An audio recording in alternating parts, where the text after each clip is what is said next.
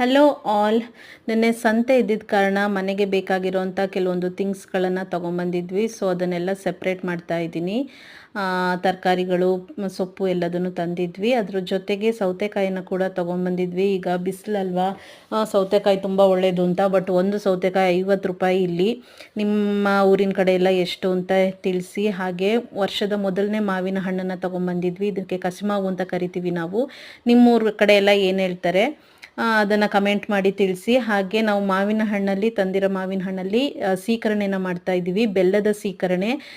ಇದು ತುಂಬಾ ಚೆನ್ನಾಗಿರುತ್ತೆ, ಹೆಲ್ದಿ ಕೂಡ. ಆರ್ಗ್ಯಾನಿಕ್ ಬೆಲ್ಲನ ಯೂಸ್ ಮಾಡಿ ನಾವು ಇಲ್ಲಿ ಸೀಕರಣೆ ಮಾಡಿದ್ದೀವಿ. ಇದು ಚಪಾತಿಗೆ ಒಂದು ಬೆಸ್ಟ್ ಕಾಂಬಿನೇಷನ್ ಅಂತಲೇ ಹೇಳ್ಬೋದು. ಒಬ್ಬಟ್ಟಿನ ರುಚಿ ಇದಕ್ಕೆ ಬರುತ್ತೆ. ಇದ್ರ ಜೊತೆಗೆ ನಾವು ತಿಂತಾ ಇದ್ರೆ ಎಲ್ಲರೂ ಇಷ್ಟಪಡ್ತಾರೆ. ಚಿಕ್ಕ ಮಕ್ಕಳಿಂದ ಹಿಡಿದು ದೊಡ್ಡವ್ರ ತನಕ ಎಲ್ಲರೂ ಇಷ್ಟಪಡೋಂಥ ಸೀಕರಣೆ ಇದು. ಹೆಲ್ದಿ ಸೀಕರಣೆ. ನೀವು ಕೂಡ ಮನೇಲಿ ಟ್ರೈ ಮಾಡಿ. ಓಕೆ ಫ್ರೆಂಡ್ಸ್, ಬಾಯ್.